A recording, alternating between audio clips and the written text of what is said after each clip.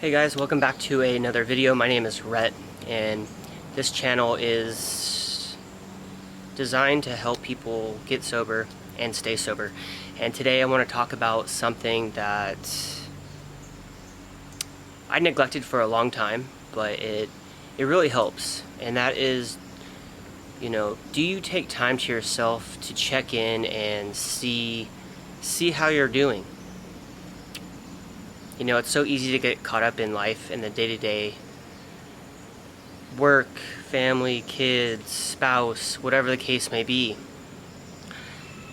I found that I neglected myself. I neglected to check in and see how I was really doing.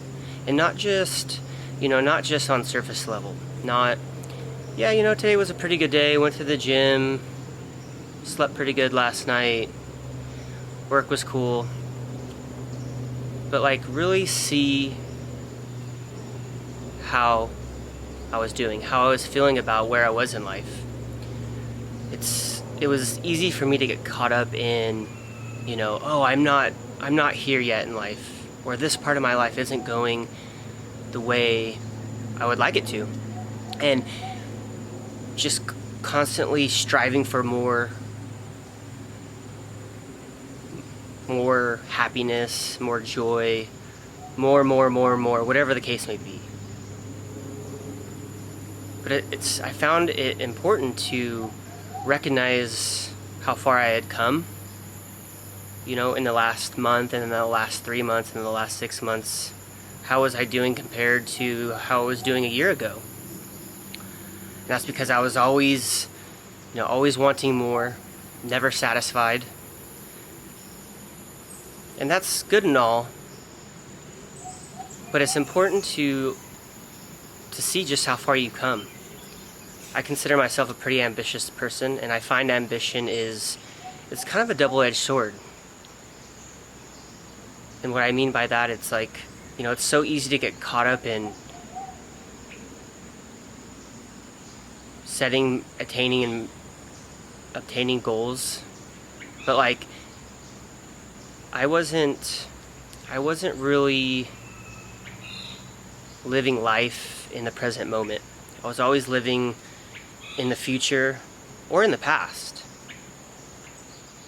And I still am learning how to live in the present moment. Because really the present moment it's all we really have. The past we can't change, and the future is yet to happen. And as much as we'd like to control what's going to happen in the future, we really can't. And it causes a level of anxiety that's really not necessary. All we can control is what's happening right now. Living in the past does you no good. It's okay to recognize what you did in the past or what you didn't do in the past and learn from it and apply that to now, but don't dwell on it. It's so easy to think of all the mistakes I made because of my drinking, all the opportunities I missed, all the pain and suffering I put myself through mentally and physically just to have a drink or just to party. But now I'm focused on how can I turn that into something positive? How can I alchemize my past into something positive for my future and for now? It's nice to check in with yourself and see, wow, today, in reality, I never thought I'd be where I am today. Your life today was probably something you dreamed of maybe a few years ago, but now that you're here, you kind of take it for granted and you want more, which is totally fine. I do too. But make sure that you're recognizing the work that you've done, that you appreciate where you are, where you've come from. And I found myself comparing, and I still do at times, find myself comparing who I am now to who I want to be. And that's all fine unless you're doing it from a negative perspective. And I still struggle with this at times, but it's important to appreciate who you are now while you work on becoming the person that you want to become. Be grateful for who you are. Be grateful for the things that you have while you work for what you want. And checking in with yourself could be something like just set aside maybe 20-30 minutes in the morning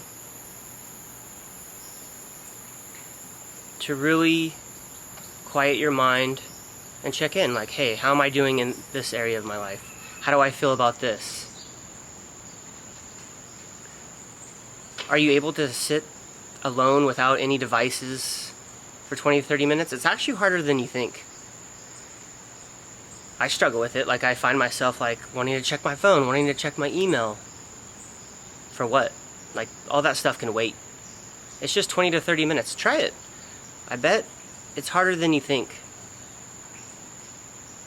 We're so attached to our devices,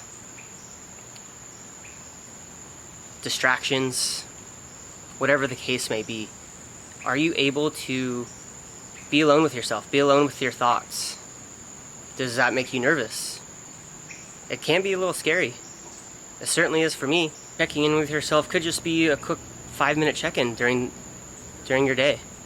You know, maybe take a 5-minute break at work and just be like, okay, how are things going so far? What's my inner dialogue look like? For years, my inner dialogue was super negative. You know, constantly, I did this, but I'm not doing this. It was always what I'm not doing, what I haven't achieved yet. And that caused a lot of unhappiness in my life, which, you know, looking back now, is one of the main drivers of my drinking. I wasn't happy with who I was, where I was. You know, I was just kind of going through the motions. And a lot of that was due to just my mind being fogged and blurred up with alcohol. I was either waiting for the weekend so I could party or recovering from the weekend before. And it was just this vicious cycle of just being on autopilot. And you know, that's no way to live. So, obviously I had to make a change. And it was one for the better. It took some time, but totally worth it. So, I recommend try checking in with yourself. Maybe you do it daily. Maybe every other few days. Maybe at the end of the week. Checking in at the end of the day right before you go to bed is nice. Just kind of replay the day in your head. You know, what went well, what didn't go so well. And you don't have to look at it from a super negative standpoint, like, oh, I could have done this better, I could have done that better. But just observe it, you know, from a curious standpoint. Don't be so hard on yourself. And then it'll help you kind of put things in perspective and improve on it the next day.